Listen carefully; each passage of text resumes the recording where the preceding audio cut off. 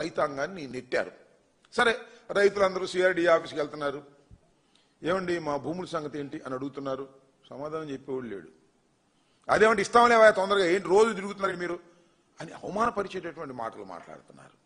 CRDA వారు అవమానపరిచే మాటలు మాట్లాడుతున్నారు.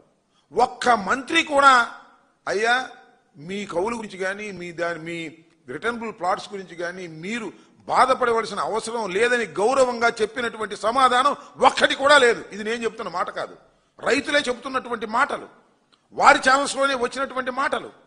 రైతులు ఈ విధంగా ఇబ్బంది పడుతూ ఉంటే ఆ రోజునేమో రైతులు అద్భుతం అమోఘం త్యాగదంలో అన్నారు. ఈ రోజు రైతులు పనికి మానవుల కింద లెక్కేసి పక్కకు నెట్టేస్తుంటే రైతులు ఎంతగా బాధపడుతున్నారో నేను మీకు ప్రత్యేకంగా చెప్పవలసిన అవసరం లేదని కూడా ఈ సందర్భంగా నేను చెప్పదలుచుకున్నాను.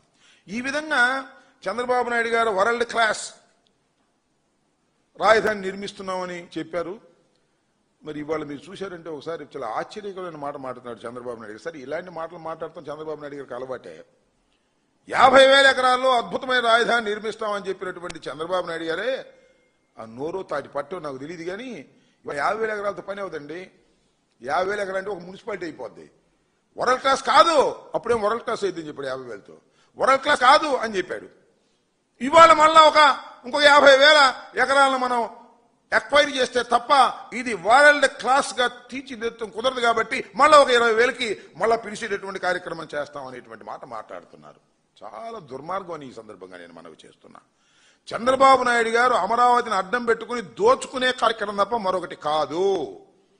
అతి దారుణంగా డబ్బు సంపాదించుకునే కార్యక్రమంలో ఇవాళ చంద్రబాబు నాయుడు గారు అమరావతిని వాడుకుంటున్నటువంటి పరిస్థితి చాలా బాధ కలిగిస్తున్నటువంటి అంశం అని కూడా ఈ సందర్భంగా నేను చెప్పదలుచుకున్నాను. చంద్రబాబు నాయుడు గారు మీకు గుర్తుందో లేదో మొదటి దశలో తీసుకున్నటువంటి ప్రాంతానికి మొట్టమొదటి 50 ఎకరాలు 35,000 రైతులు ఇచ్చిన దాని మీద సుమారుగా 1,00,000 కోట్లు ఖర్చు పెట్టాలని ఆ రోజుని చెప్పారు. దానిలో చంద్రబాబు నాయుడు గారు ఏం చేశారంటే 5,587 కోట్లు మాత్రమే టెండర్లు పిలిచారు. ఫస్ట్ దశలో ఆయన అధికారంలో ఉన్నప్పుడు 5,587 కోట్లకు టెండర్లు పిలిచారు. 4,000 అవి పనులేమో పూర్తి చేశారు. దానిలో 4,318 కోట్లు మాత్రమే బిల్లులు చెల్లించారు. 1,00,000 కోట్లు ఖర్చు పెడతామని చెప్పేసి కేవలం 4,318 కోట్లు ఖర్చు పెట్టారు. మళ్ళీ 5,587 కోట్లకు గాను దీనికి మాత్రమే బిల్లు ఇచ్చి సర్దారు. అంటే చూడండి, మాటలు కోటలు దాటాయి తప్ప చేతలు మాత్రం అక్కడే ఉన్నాయి. కొద్దిగా ఖర్చు పెట్టే కార్యక్రమంలో నిమగ్నమైపోయినటువంటి పరిస్థితి వాళ్ళ చంద్రబాబు నాయుడు గారి దగ్గర మనం చూస్తున్నాం. సరే, చంద్రబాబు నాయుడు గారు అధికారంలోకి వచ్చాడు. పాపం రైతులందరూ కోరుకున్నారు మా అమరావతి దెబ్బతినిపోతుంది, చంద్రబాబు నాయుడు గారు వస్తే అమరావతి అద్భుతంగా పెరిగిపోతుంది, మా ప్లాటుల ధరలు పెరిగిపోతాయి, మా భూముల ధరలు పెరిగిపోతాయని ఆశపడ్డారు. పోనీ అమరావతిలో మళ్ళా చంద్రబాబు నాయుడు గారు వచ్చాడు. ఇక్కడ భూములు పెరిగినాయా, ధరలు పెరిగినాయా? ఇక్కడే కాదు, దాని దుంపదేగా రాష్ట్రంలో ఎక్కడ భూముల ధరలు పెరగల, సర్వనాశనం అయిపోయింది మొత్తం టోటల్ గా ఉన్నటువంటి రియల్ ఎస్టేట్ అంతా. చంద్రబాబు నాయుడు గారు పాదం పెట్టారు, ఇటు రైతులు దెబ్బతినిపోతున్నారు, రియల్ ఎస్టేట్ పీపుల్ దెబ్బతినిపోతున్నారు, భూముల ధరలు పెరగటం లేదు, పెరక్కపోగా తరిగిపోతున్నాయి. అసలు రిజిస్ట్రేషన్లే లేవు, ఎక్కడ కూడా పొలాలు అమ్ముకున్నది లేదు, కొన్నది లేదు. ఈవెన్ గుంటూరులో లేదు, విజయవాడ లేదు, విశాఖపట్నం లేదు, అన్ని చోట్ల కూడా సర్వనాశనం అయిపోయేటటువంటి పరిస్థితుల్లోకి వాళ్ళ నెట్టబడిందని కూడా ఈ సందర్భంగా మనవి చేస్తున్నాం. సరే, చంద్రబాబు నాయుడు గారు అధికారంలోకి వచ్చాడు. ఇప్పటికి సంవత్సరం 6 మాసాలు అవుతుంది, 18 నెలలు అవుతుంది. ఒక తట్ట మట్టి ఎత్తి పోసాడండి అమరావతిలో. ఒక తట్ట ఎత్తి పోసినటువంటి సందర్భం లేదు. కానీ గొప్ప విషయం ఏంటంటే ఈ 18 మాసాల్లో చంద్రబాబు నాయుడు గారు 3,000 కోట్ల రూపాయలు ఇచ్చాడు అడ్వాన్స్.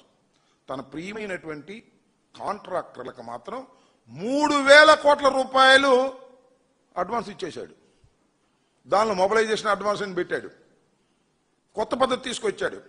మేము అప్పుడు రివర్స్ టెండరింగ్ పెట్టాం, జ్యుడిషియల్ ప్రివ్యూ పెట్టాం, ఒక మంచి సిస్టమ్స్ని పెట్టి ధరలు తగ్గించే విధంగా, కాంట్రాక్టర్లు కొమ్మకు కాకుండా ఉండే విధంగా ఒక పద్ధతి ప్రకారం చేస్తే ఆ రివర్స్ టెండరింగ్ విధానాన్ని పక్కన పెట్టేశాడు. ఎందుకంటే కమిషన్లు కొట్టాలంటే అది కుదరదు కాబట్టి.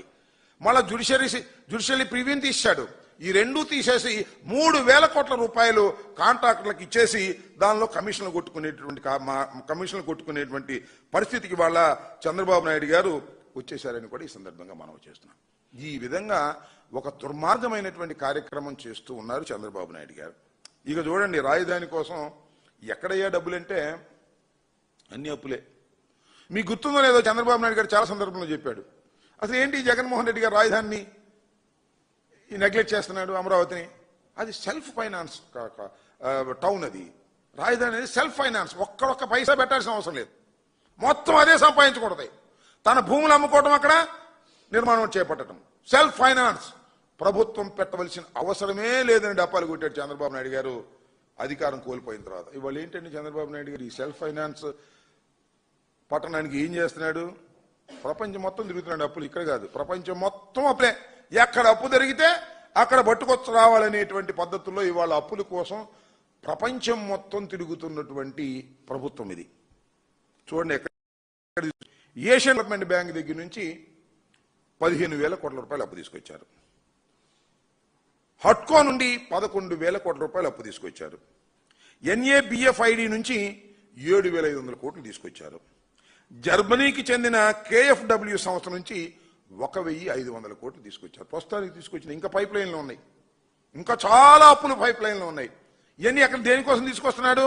చంద్రబాబు నాయుడు గారు చెప్పాడే సెల్ఫ్ ఫైనాన్స్ పట్టణం అని చెప్పినటువంటి అమరావతి నిర్మాణం కోసం ఇన్ని అప్పులు తీసుకొచ్చి 3,000 కోట్ల రూపాయల కాంట్రాక్టులకి మొబిలైజేషన్ అడ్వాన్స్ ఇచ్చి దానిలో కమిషన్ తీసుకునే కార్యక్రమం, రేట్లన్నీ పెంచేసేటటువంటి కార్యక్రమం ఇవాళ చంద్రబాబు నాయుడు గారు చేసేటటువంటి ప్రయత్నం చేస్తున్నారు. దోపిడీ తప్ప రెండోది లేదు. అప్పు తీసుకురావడం, దానిలో బాబు కొడుకులు ఎదురు కొట్టేయడం, ఖర్చు పెట్టడం, దానిలో నుంచి కొట్టేయడం, పనులు మాత్రం అక్కడ ఏం కనపడినటువంటి పరిస్థితుల్లో ఇవాళ ఉన్నాయనేది కూడా ఈ సందర్భంగా నేను చెప్పదలుచుకున్నాను. ఒకసారి వెనక్కి వెళ్తే 2019కి పూర్వం చంద్రబాబు నాయుడు గారు అధికారంలో ఉన్నప్పుడు ఎన్ని టెండర్లు పిలిచాడంటే 41,170 కోట్లతో టెండర్లు ఖరారు చేశాడు. అప్పటి రేట్ల ప్రకారం ఖరారు చేశాడు. ఆ రేట్ల ప్రకారం ఖరారు చేస్తే కాంట్రాక్టర్ సిండికేట్ అయ్యారు. సిండికేట్ అయితే ఇందులో కేవలం 5,587 కోట్లు మాత్రం ఖర్చు చేశారు. మిగతా విలువ, మిగిలిపోయిన విలువ 35,583 కోట్లు. అంటే మొత్తం అమరావతిలో 41,170 కోట్లకు టెండర్లు పిలిస్తే దానిలో ఖర్చు చేసింది ఎంత అంటే కేవలం 5,587 కోట్లు మాత్రమే ఖర్చు చేశారు. మిగతా పనులేమో 35,583 కోట్లు మిగతా మిగిలిపోయాయి. అవి మళ్ళా చంద్రబాబు నాయుడు గారు ఇవాళ మొదలెట్టాడు. దాన్ని మళ్ళా అంటే 35,583 కోట్లు ఉన్నాయి కదా, దీన్ని SOR ప్రకారం రేట్లు పెంచేశాడు. కొంత అప్పటికే కొంత పూర్తయింది, పునాదులు పడ్డాయి. మీరు చూశారు కదా, కొత్త అసెంబ్లీకి పునాదులు, హైకోర్టుకు పునాదులు, అంటే నీళ్ళు వేసి తోడుతున్నారులే, మనం చూసాం కదా. మీరు మన వర్షం వచ్చినప్పుడు దానిలో పునాదుల్లో ఉన్న నీళ్ళన్నీ తోడేటువంటి కొంత ఖర్చు పెట్టేశారు.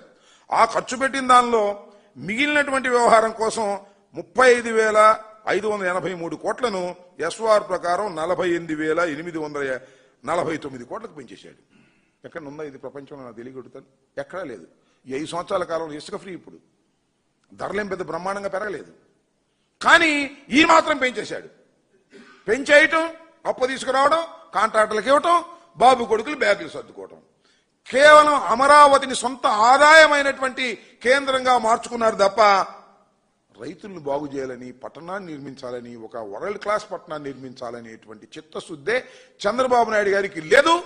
ఆయన నిజస్వరూపం ఏంటో రైతులకు ఇప్పుడిప్పుడే అర్థమవుతుంది, రాబోయే కాలంలో మరింతగా అర్థమవబోతుందని కూడా ఈ సందర్భంగా నేను చెప్పదలుచుకున్నాను. ఇక సచివాలయం గురించి మాట్లాడాలి మనం. ఈ సచివాలయ నిర్మాణం కోసం చంద్రబాబు నాయుడు గారు ఎంత ఖర్చు పెట్టారో ఒకసారి చూడండి. నిర్మాణం కోసం 4,689 కోట్లు చంద్రబాబు నాయుడు గారు 2018లో ఇవే పనులకు 2,270 కోట్లు టెండర్లు పిలిచి అప్పగించారు. ఇవే పనుల కోసం 2,270 కోట్లు టెండర్లు పిలిచి అప్పగించారు. ఆ డబ్బులో కొంత ఖర్చు అయింది. అదే ఇందాక నేను చెప్పిన పునాదులు గినాలు కట్టారు. అవి కూడా ఇవాళ వాటిని రేట్లు పెంచి ఆ రేట్లు పెంచేసేటువంటి కార్యక్రమంలో ఇవాళ చంద్రబాబు నాయుడు గారు ఉన్నారు. కేవలం రాజధానిని ఏదో ఒక విధంగా పూర్తి చేయకోకుండా అది ఒక సీరియల్ కథలాగా నడిపి దానిలో డబ్బులు కాజేయాలనేటువంటి ఉద్దేశంతోనే ఇవాళ చంద్రబాబు నాయుడు గారు ప్రయత్నం చేయడం చాలా దురదృష్టకరంగా నేను భావిస్తున్నాను. ఇకపోతే తాత్కాలికమైన కార్యక్రమాలు మీరు చూశారు కదా, అమరావతిలో ఉన్నాయని తాత్కాలికం. ఇప్పుడు దాకా ఏది పర్మనెంట్ లేదు, అన్ని తాత్కాలికమే. అసెంబ్లీ తాత్కాలికం, హైకోర్టు తాత్కాలికం, శాసనసభ తాత్కాలికం. ఈ తాత్కాలికం పేరున చంద్రబాబు నాయుడు గారు ఎన్ని కోట్లు ఖర్చు పెట్టాడో మీరు ఒకసారి తెలుసుకోవాల్సినటువంటి అవసరం ఉందని కూడా ఈ సందర్భంగా మనవి చేస్తున్నా. మీరు చూశారు, కేవలం గవర్నమెంట్ కాంప్లెక్స్ అంటే అసెంబ్లీ సెక్రటేరియట్ కలిపి చంద్రబాబు నాయుడు గారు 6 లక్షల ఎస్ఎఫ్టీలు కట్టాడు. 4 బిల్డింగ్లు 5 బిల్డింగ్లు 6 లక్షల ఎస్ఎఫ్టీలు. ఒక్కొక్క ఎస్ఎఫ్టీకి ఎంత ఖర్చు పెట్టారో తెలుసా? 11,000 రూపాయలు. ఒక్కొక్క ఎస్ఎఫ్టీకి 11,000 రూపాయలు ఖర్చు పెట్టినటువంటి పరిస్థితులు ఎక్కడైనా ఉన్నాయా రాష్ట్రంలో? చెప్పండి, నాకు అర్థం కావట్లేదు. ఈచ్ స్క్వేర్ ఫీట్ కి 11,000 కోట్ల రూపాయలు ఖర్చు పెట్టి కాంట్రాక్టులకు ఇచ్చారు. ఇంత దారుణం అండి. ఎలా ఉన్నాయి బిల్డింగ్లు చూశారు కదా. ఖర్చు పెట్టి ఇవాళ ఇచ్చి మామూలుగా సుమారుగా దానికి 680 కోట్ల రూపాయలు, సుమారుగా 700 కోట్ల రూపాయలు ఆ బిల్డింగ్ల కోసం ఇవాళ ఖర్చు పెట్టారు. ఇవన్నీ ఏంటి? చాలా తాత్కాలికమైనవి. ఇవన్నీ ఇప్పుడు పనికొస్తాయా? పనికిరావు. ఇప్పుడు ఏం చేస్తున్నారు? కొత్తగా మళ్ళా తీసుకొచ్చి 1,6,000 కోట్లతో మళ్ళా కొత్తగా అసెంబ్లీ సెక్రటేరియట్ అదేవిధంగా హైకోర్టు నిర్మాణం జరగాలి అనేటువంటి పద్ధతులు వెళ్ళారు. మరి ఈ కోట్లను ఏం చేయండి? 700 కోట్లు పెట్టి మీరు ఖర్చు పెట్టినటువంటి తాత్కాలికమైన వాటికి ఏం చెప్పాలి? నాకు అర్థం కాలేదు. అసలు ఒక మాటలోకి వెళ్తే మీరు చూడండి, భారతదేశ పార్లమెంట్కి ఎంత ఖర్చు పెట్టారండి? అత్యున్నతమైనది